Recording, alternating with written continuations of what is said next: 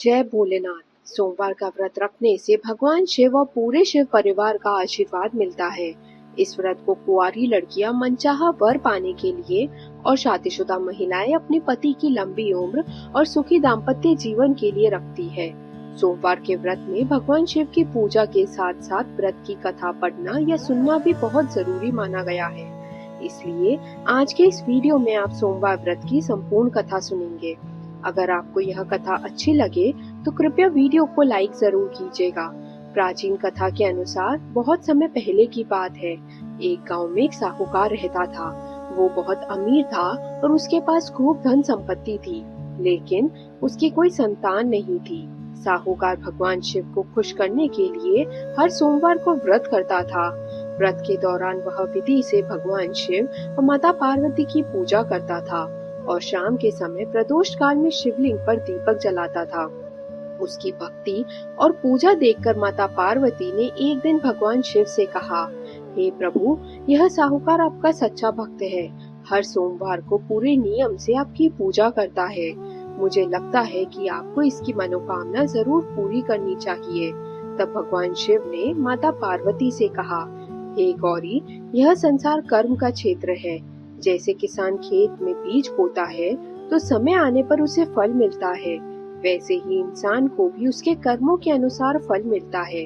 लेकिन माता पार्वती ने फिर आग्रह किया और कहा, हे नाथ, फिर भी आप इसकी इच्छा पूरी कर दीजिए, क्योंकि यह आपका सच्चा भक्त है। अगर आप ही अपने भक्तों की मनोकामना पूरी नहीं करेंगे तो फिर भक्त हमेशा दुखी रहेंगे।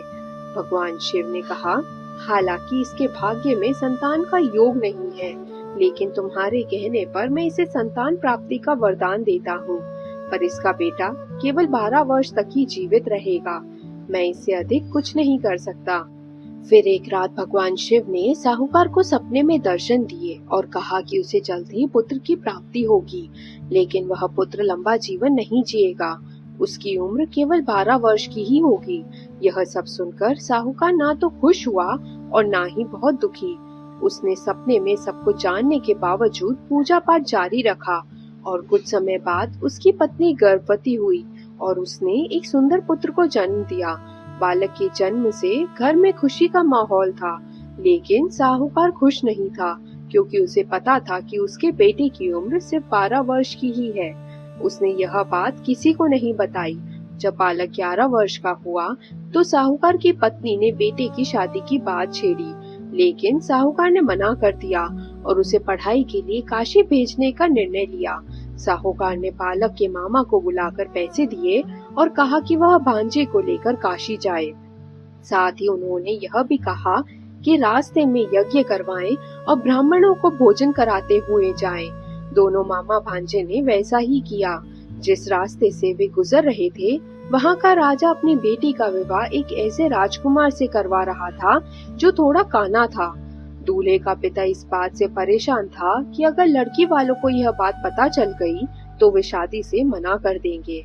उसी समय जब उसने साहूकार के बेटे को देखा तो सोचा कि तोरण की रस्म के वक्त इस लड़के को घोड़ी पर बैठा देगा ताकि किसी को शक ना हो। उसने साहूकार के बेटे को यह बात समझाई और वह मान गया। लड़के ने दूल्हे के कपड़े पहन लिए और घोड़ी पर चढ़कर तोरण की रस्म पूरी की। इसके बाद जब फेरों की बारी आई तो दूल्हे के पिता ने मामा को भी मना लिया और शादी पूरी हो गई।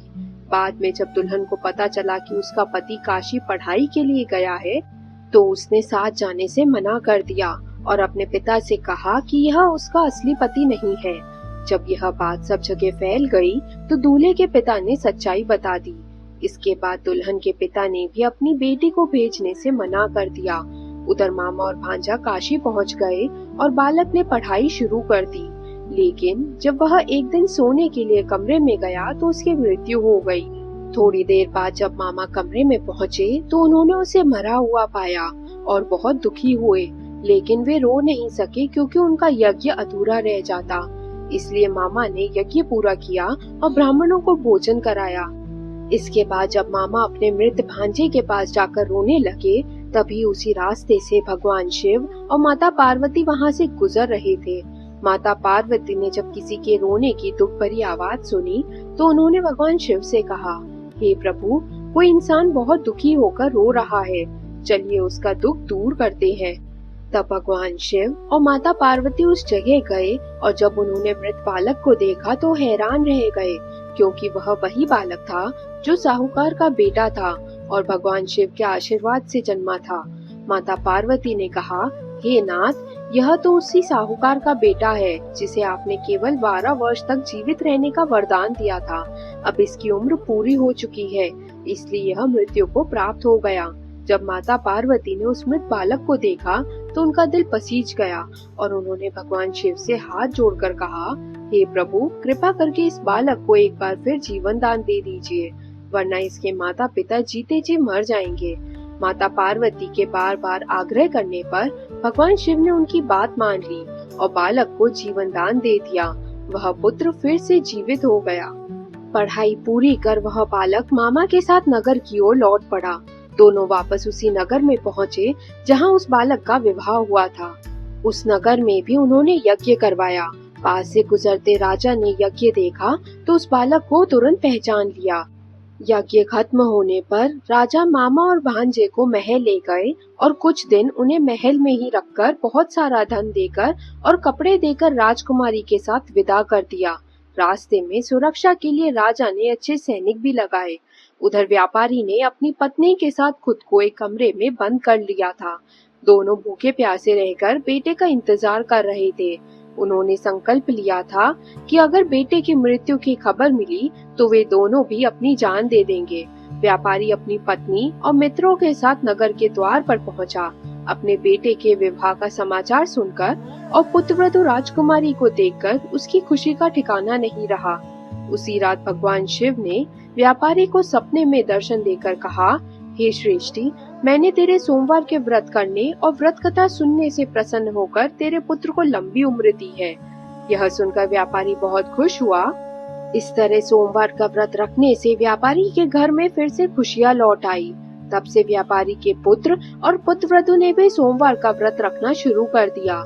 शास्त्रों में लिखा है कि जो भी स्त्री पुरुष सोमवार को विधि से व्रत करते हैं और व्रत की कथा पढ़ते या सुनते हैं, भगवान शिव उनकी सभी इच्छाएं पूरी करते हैं।